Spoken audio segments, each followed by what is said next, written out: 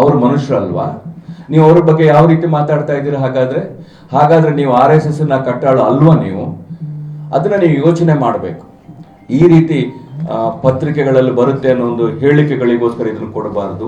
ಅದರಲ್ಲೂ ಇನ್ನೂ ಒಂದು ಕೊನೆಯದಾಗಿ, ಇತ್ತೀಚೆಗೆ ನಮ್ಮ ಈ ಸೋಷಿಯಲ್ ಮೀಡಿಯಾದ ಬಗ್ಗೆ ಈಗಾಗಲೇ ನಾವು ಗೃಹ ಮಂತ್ರಿಗಳ ಒಂದು ಗಮನಕ್ಕೆ ತಂದಿದ್ದೀನಿ. ಇವತ್ತೊಂದು ಪತ್ರಿಕೆಯಲ್ಲಿ ಬಹಳ ಸುಸ್ಪಷ್ಟವಾಗಿ ಅದನ್ನು ಬರೆದಿದ್ದಾರೆ. ಇವತ್ತು ಈ ಸೋಷಿಯಲ್ ಮೀಡಿಯಾದಲ್ಲಿ ಯಾರೋ ಕುತ್ಕೊಂಡು ಯಾರೋ ಏನೋ ಮಾಡೋದನ್ನ ಅದನ್ನ ಫಾರ್ವರ್ಡ್ ಮಾಡ್ತಾ ಇದ್ದಾರೆ. ಅತಿ ಹೆಚ್ಚು ಇವತ್ತು ನಮ್ಮ ದಕ್ಷಿಣ ಕನ್ನಡ ಜಿಲ್ಲೆಗೆ ಈ ಸೋಷಿಯಲ್ ಮೀಡಿಯಾದಿಂದ ನಮಗೆ ಆಘಾತ ಆಗ್ತಾ ಇದೆ. ಆದ್ದರಿಂದ ಇನ್ಮೇಲೆ ಯಾರಾದ್ರೂ ಈ ರೀತಿ ಫಾರ್ವರ್ಡ್ ಮಾಡಿದವರನ್ನ ಶಿಕ್ಷಿಸಬೇಕು. ಆಮೇಲೆ ಅವ್ರು ಯಾರೇ ಆಗಿರ್ಬೋದು, ಈ ಸೋಷಿಯಲ್ ಮೀಡಿಯಾದಲ್ಲಿ ಕುತ್ಕೊಂಡು ಕಮೆಂಟ್ ಮಾಡುವಂಥವ್ರಾಗ್ಲಿ, ಅದನ್ನ ಫಾರ್ವರ್ಡ್ ಮಾಡೋದನ್ನಾಗ್ಲಿ, ಈ ನಮ್ಮ ರಕ್ಷಣಾ ಇಲಾಖೆಯು ಅದೇ ರೀತಿ ನಮ್ಮ ಗೃಹ ಮಂತ್ರಿಗಳ ಗಮನಕ್ಕೆ ತಂದು ಅವರ ಮೇಲೆ ಸೂಕ್ತ ಕ್ರಮ ಕೈಗೊಳ್ಳಬೇಕು.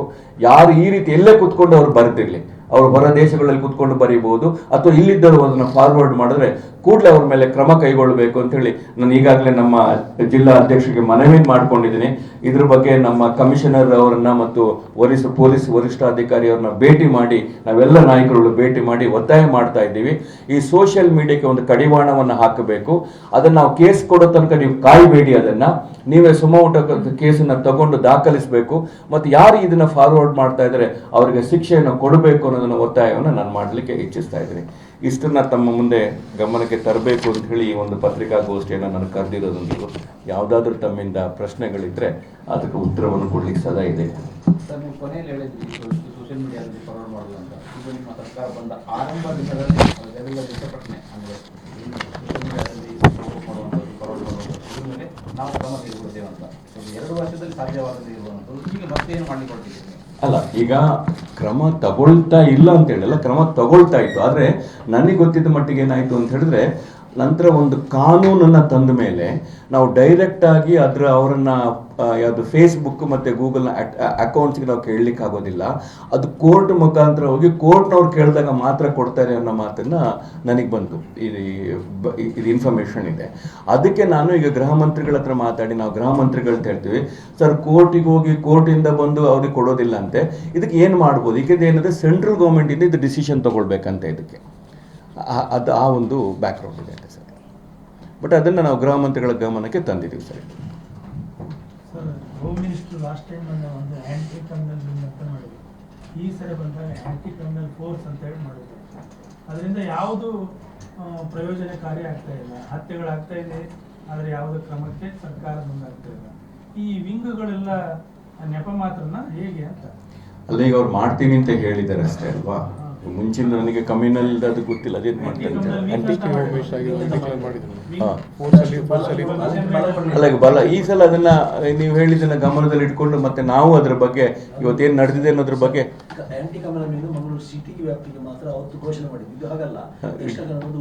ಜಿಲ್ಲೆಗೆ ಮಾಡ್ಲಿಕ್ಕೆ ಹೇಳ್ತಾ ಅದನ್ನ ಖಂಡಿತವಾಗಿ ಮತ್ತೊಂದ್ಸಲ ಹೇಳ್ತೀವಿ ಸರ್. ಖಂಡಿತ. ನೆಕ್ಸ್ಟ್, ಈಗ ಬಿಜೆಪಿ ಅವರು ಆರೋಪ ಮಾಡ್ತಾ ಇದ್ದಾರೆ ಅಂತಂದ್ರೆ, ಈಗ ಹೋಮ್ ಮಿನಿಸ್ಟರ್ ಬಂದು ಮುಸ್ಲಿಂ ಲೀಡರ್ಸ್ ಅನ್ನ ಮೀಟ್ ಆಗಿದ್ದಾರೆ ಅಂತ. ಇದಕ್ಕೆ ನಾನು ಬಹಳ ಸ್ಪಷ್ಟೀಕರಣವನ್ನು ನಾನು ಕೊಡ್ಲಿಕ್ಕೆ ಇಚ್ಛಿಸ್ತೇನೆ. ನನ್ನ ಸ್ಪಷ್ಟೀಕರಣ ಅದಕ್ಕೆ ನಾನೇ ಕಾರಣ. ಯಾಕೆ ಅಂತ ಹೇಳಿದ್ರೆ, ನಾವೆಲ್ಲರೂ ಗೃಹ ಮಂತ್ರಿಗಳ ಸರ್ಕಿಟ್ ಹೌಸಲ್ಲಿ ಬಂದಂಥ ಸಂದರ್ಭದಲ್ಲಿ ಅವರ ರೂಮಲ್ಲಿ ಇದ್ವಿ. ನಾವು ಮುಸ್ಲಿಂ ನಾಯಕರುಗಳು ಸುಮಾರು ಜನ ಬಂದು ಅವರನ್ನ ಭೇಟಿ ಮಾಡಬೇಕು ಅಂತ ಹೇಳಿದ್ರು. ನಮ್ಮ ಮೈನಾರಿಟಿ ಅಧ್ಯಕ್ಷರು, ಆಮೇಲೆ ಇನ್ನಿತರ ಎಲ್ಲ ನಾಯಕರುಗಳು ಬಂದು ಹೇಳಿದಾಗ, ಪ್ರಥಮವಾಗಿ ಅವರು ಬಂದಾಗ ಒಂದು 5-6 ಜನ ಮಾತ್ರ ಇದ್ರು. ನಾನೇನು ಹೇಳಿದೆ, ಸರ್ ನೀವು 5-6 ಜನ ಆದರೆ ಇಲ್ಲೇ ರೂಮಲ್ಲಿ ಮೀಟ್ ಮಾಡೋಣ. ಅವಾಗ ಹೇಳಿದ್ರೆ ಇಲ್ಲ ಇನ್ನೂ ಸ್ವಲ್ಪ ಜನ ಬರ್ತಾರೆ ಅಂತೇಳಿ. ಬಂದಾಗ ಸುಮಾರು ಒಂದು 30-40 ಜನ ಆ ರೂಮಲ್ಲಿ ಬಂದರು. ಆ 30-40 ಜನ ಈ ಸಣ್ಣ ರೂಮಲ್ಲಿ ಆಗೋದಿಲ್ಲ ಅಂತ ಹೇಳಿ ನಾನೇ ಇದಕ್ಕೆ ಜವಾಬ್ದಾರಿ. ಅವರೆಲ್ಲ ಕೆಳಗಡೆ ಹೋಗ್ಲಿ, ಅಲ್ಲಿಗೆ ನಾನು ಮಂತ್ರಿ ಅವ್ರನ್ನ ಕರ್ಕೊಂಡು ಬರ್ತೀನಿ, ಗೃಹ ಮಂತ್ರಿಗಳನ್ನ ಕರ್ಕೊಂಡು ಬರ್ತೀನಿ ಅಂತ ನಾನೇ ಹೇಳಿದ್ದು. ಯಾಕೆಂದ್ರೆ ಆ ಸಣ್ಣ ರೂಮಲ್ಲಿ ಮಾತಾಡ್ಲಿಕ್ಕೆ ಆಗೋದಿಲ್ಲ ಅಂತೇಳಿ. ಅಲ್ಲಿ ಯಾವುದೇ ಸಭೆಯನ್ನು ಕರೆದಿಲ್ಲ, ಯಾವುದನ್ನೇ ನಾವು ಕರೆದಿಲ್ಲ. ಅವರು ಭೇಟಿ ಮಾಡಲಿಕ್ಕೆ ಬಂದಂತ ಸಂದರ್ಭದಲ್ಲಿ ಬರೀ ಮುಸ್ಲಿಂ ನಾಯಕರು ಬಂದಿಲ್ಲ, ಬಹಳಷ್ಟು ಜನ ಬೇರೆ ಬೇರೆ ನಾಯಕರು ಬಂದಿದ್ರು, ಬೇರೆ ಬೇರೆ ಕೆಲಸ ಕಾರ್ಯಗಳಿಗೆ ಬಂದಿದ್ರು.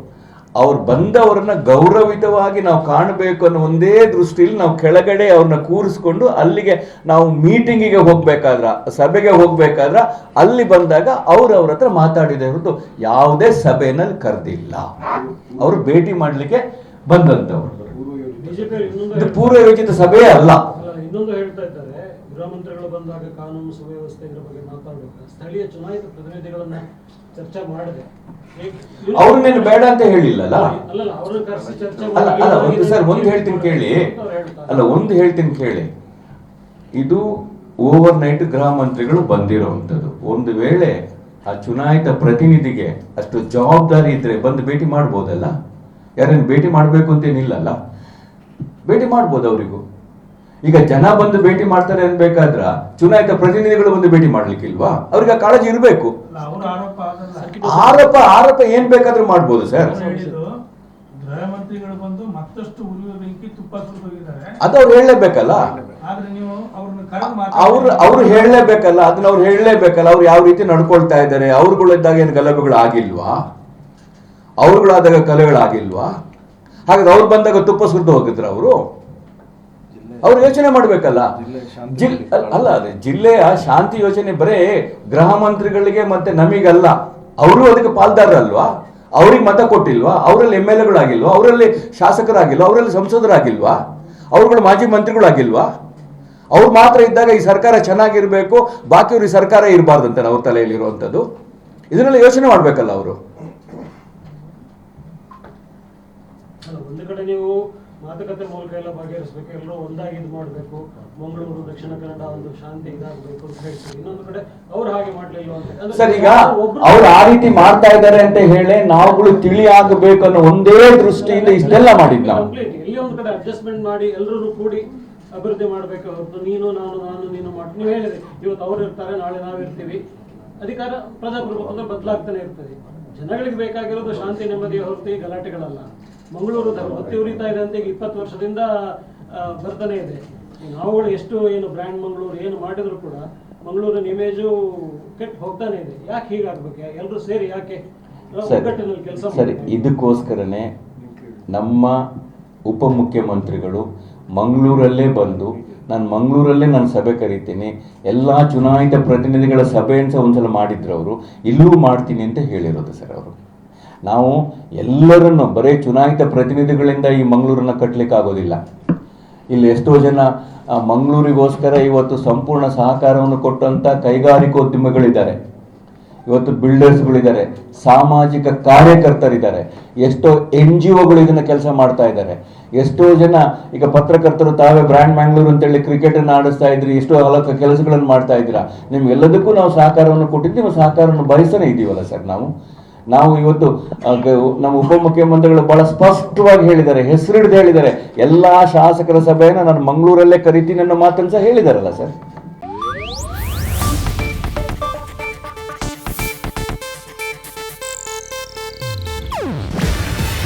ಇದು ಏಷ್ಯಾನೆಟ್ ನ್ಯೂಸ್ ನೆಟ್ವರ್ಕ್ ಪ್ರಸ್ತುತಿ. ನೀವು ನೋಡ್ತಿದ್ದೀರಾ ಏಷ್ಯಾನೆಟ್ ಸುವರ್ಣ ನ್ಯೂಸ್.